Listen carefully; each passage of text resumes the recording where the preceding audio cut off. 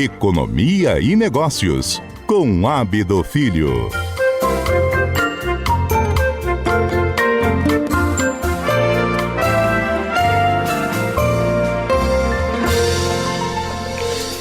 Ábido Filho, bom dia.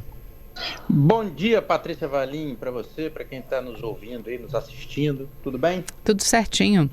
Bom, a movimentação de compra e venda de terras no Espírito Santo, principalmente no norte do estado, veio aumentando, valorizando também a região, assim, é claro, como a produção de café excepcional, normalmente de Conilon, lá no norte do estado, né? Que também vem valorizando a cultura, vem valorizando o grão e valorizando a terra. É isso.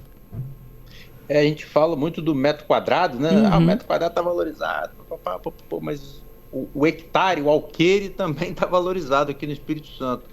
E você tocou num ponto importante, que é o café, né? O Conilon, o Espírito Santo responde por cerca de 70% da produção brasileira. E o Conilon, ele tem uma produtividade muito alta, e o Espírito Santo, ele tem uma situação, destacadamente o norte, tá? Estou falando ali de Aracruz, Linhares, Soretama, Bananal, Vila Valério, São Mateus, enfim, Jaguaré.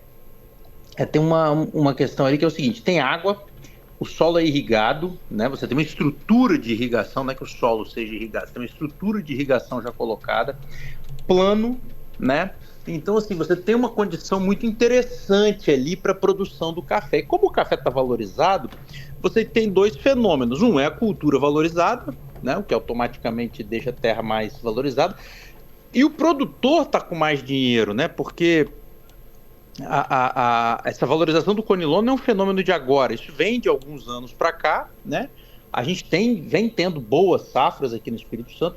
Então, você tem uma procura por terra, né, uma demanda por terra que é mais forte que o normal. Então, toda essa conjuntura faz com que o Espírito Santo, né, o hectare do preço, né, o preço da terra, o hectare da terra no Espírito Santo esteja entre os mais altos do país. Isso foi um levantamento feito pela consultoria Zera.ag, né, que tem entre os sócios o ex-secretário de Agricultura, o Tassiano Neto, é uma empresa lá de São Paulo, né? E fez um levantamento levando em consideração fundos, né, que fazem investimento em terra e divulgam os seus dados. Aí você pega ali na região de Linhares, e aí, Patrícia, só um parêntese, tá? Eu não estou dizendo que toda terra vale isso. Trata-se de uma medição de mercado. É óbvio que algumas vão ser mais caras, outras não vão ser um preço tão alto assim. Trata-se de uma média, né? De assim, para onde que o vento está indo, né? Não estou dizendo que toda terra em Linhares custa 200 mil o hectare, óbvio que não. Mas trata-se de uma média, é como eu disse, para onde que o vento está indo? O vento está indo, né, para um preço alto de terra aqui no Espírito Santo. E aí, olha só, você pega, por exemplo, Franca, em São Paulo, que produz também café. O preço do hectare está entre 150 mil e 200 mil reais o hectare.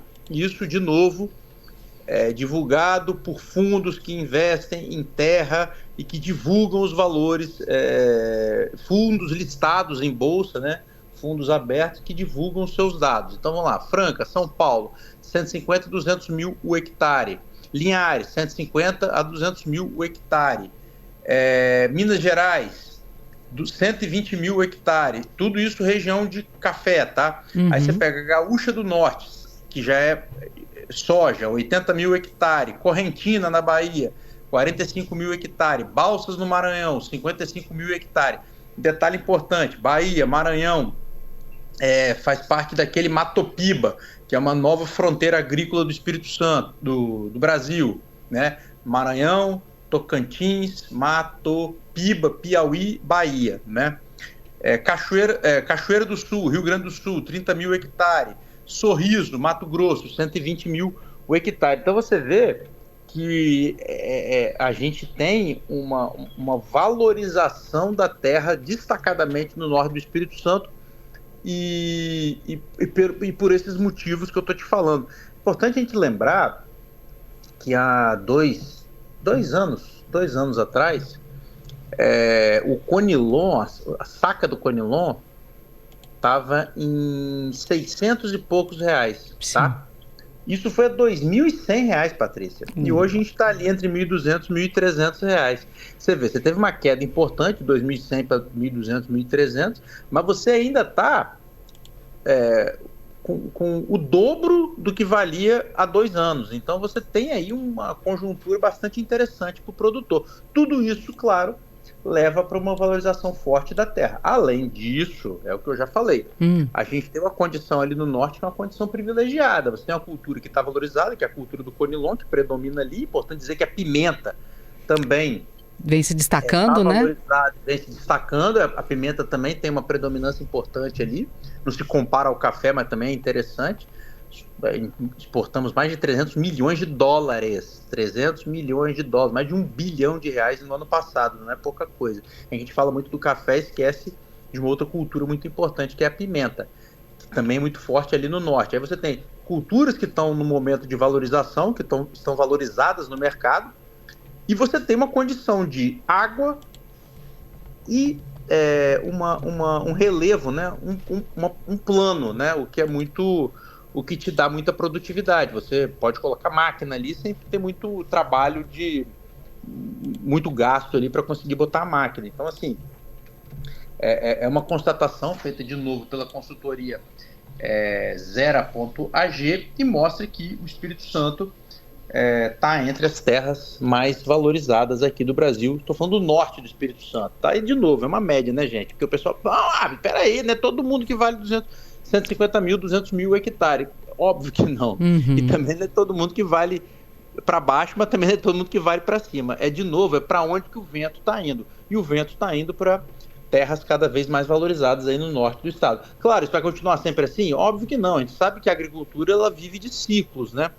Então, muito provavelmente, para frente aí, o café vai dar uma desvalorizada. Consequentemente, a terra também desvaloriza. Então, assim, o momento atual, o que está acontecendo é isso daí, Patrícia. Ainda tem terra para vender? Porque a gente fala de preço, a primeira coisa que as pessoas se perguntam é: tem o dinheiro para comprar ou tem terra para vender? Dinheiro para comprar tem, porque o café está valorizado e o produtor está estocado, né? Então você tem um capital, pode não estar com dinheiro na mão, mas o produtor tem ativo, vamos colocar assim, né? A gente tem hoje, Patrícia, uma quantidade. Eu estava ontem com o Marcelino Belar, que é o presidente da Natercop, que é uma das grandes cooperativas do agro capixaba, e eles têm grandes armazéns de café, e ele diz que o produtor está muito estocado, né? Porque o produtor, a safra foi muito boa, a colheita foi muito boa, e essa variação do preço fez com que o produtor falasse: poxa, o café já chegou a 2.100, foi a 900, agora voltou a 1.400, agora está em 1.200, 1.300.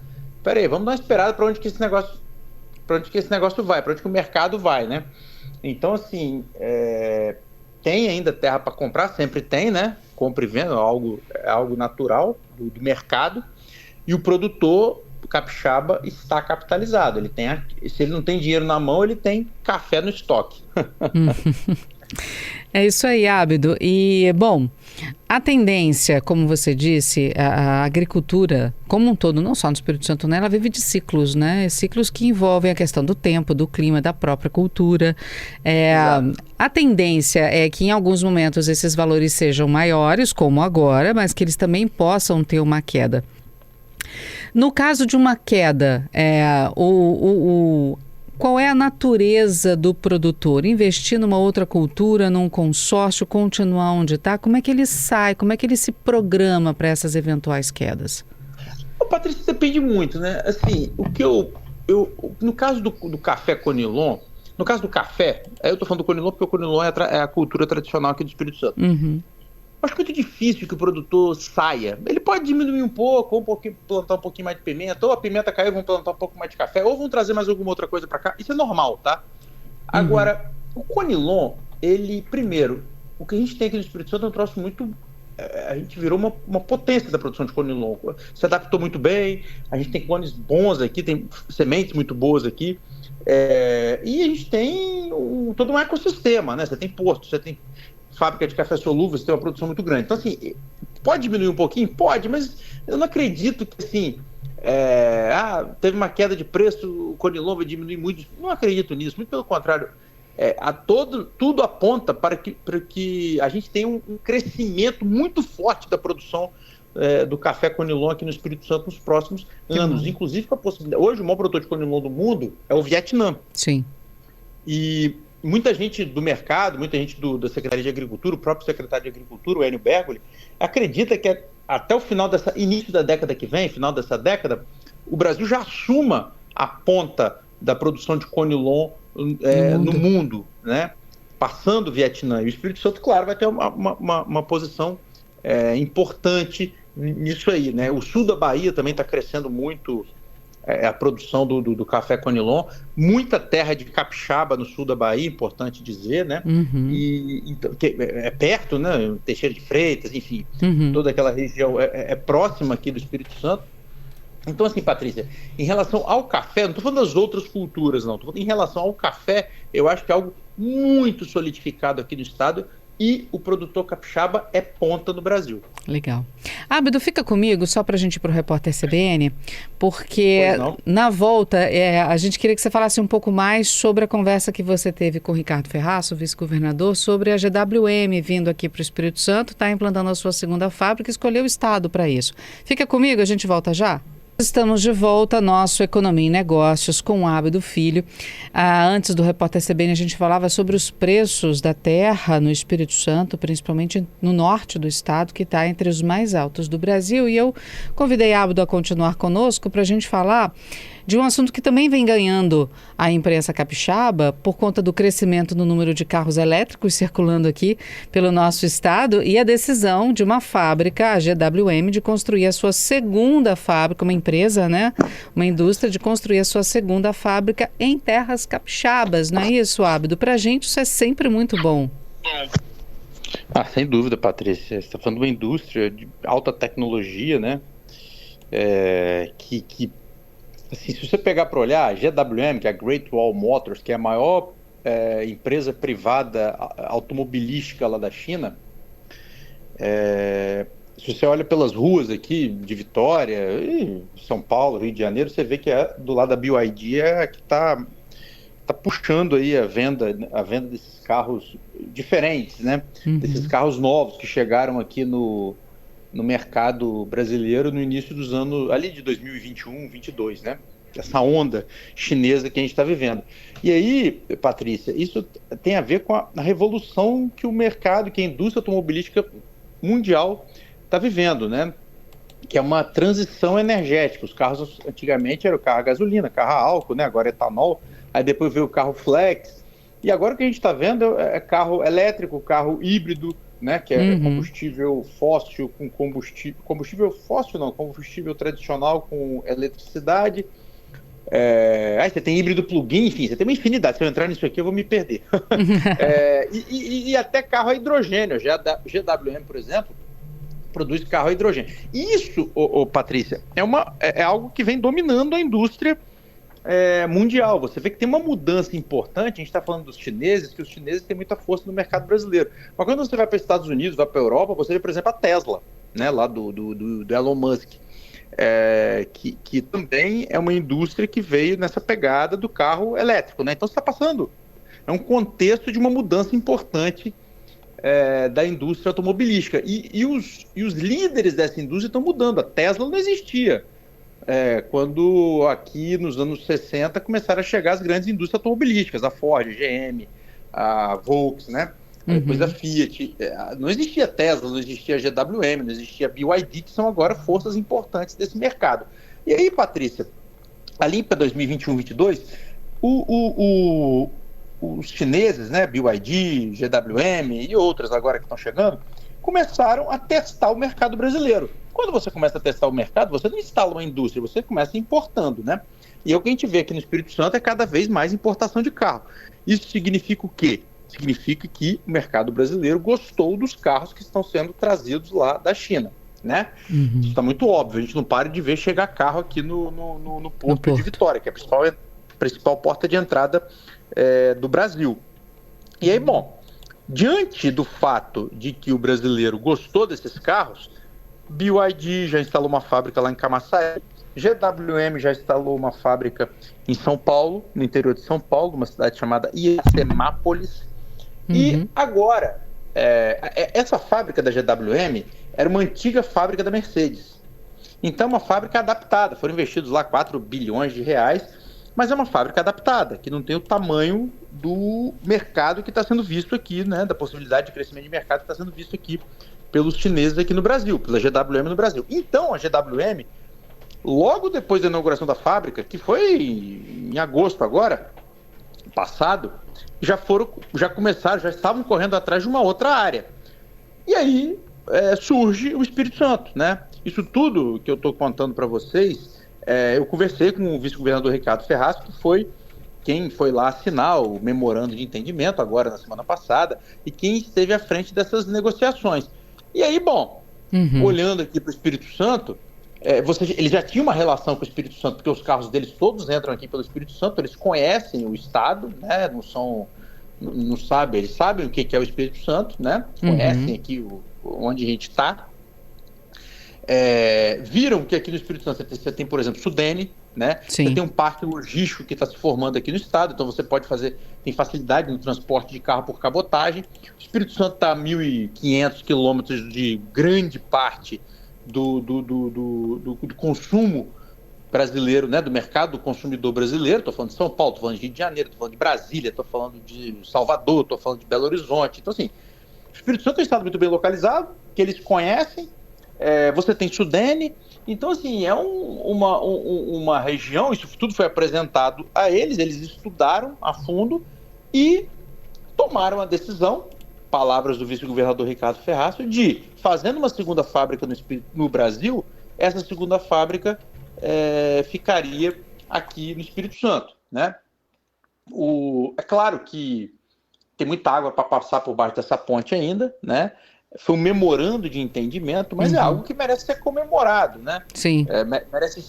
Merece um destaque, porque o governo do Espírito Santo, representado pelo vice-governador do estado, Ricardo Ferraz, foi chamado lá na China, na sede da GWM, pelos executivos da empresa, pela alta cúpula da empresa, para assinar um memorando de entendimento, para que, olha, a gente quer fazer uma segunda fábrica no Brasil e o Espírito Santo foi o estado escolhido. Então isso é uma notícia importante. Claro, Patrícia, que você tem mercado, você tem... Isso tudo muda muito rápido, né? Mas a gente tem uma confiança forte de que esse investimento vai sair do papel. Ainda não se desculpa te cortar, só para concluir o raciocínio, ainda não se tem os detalhes.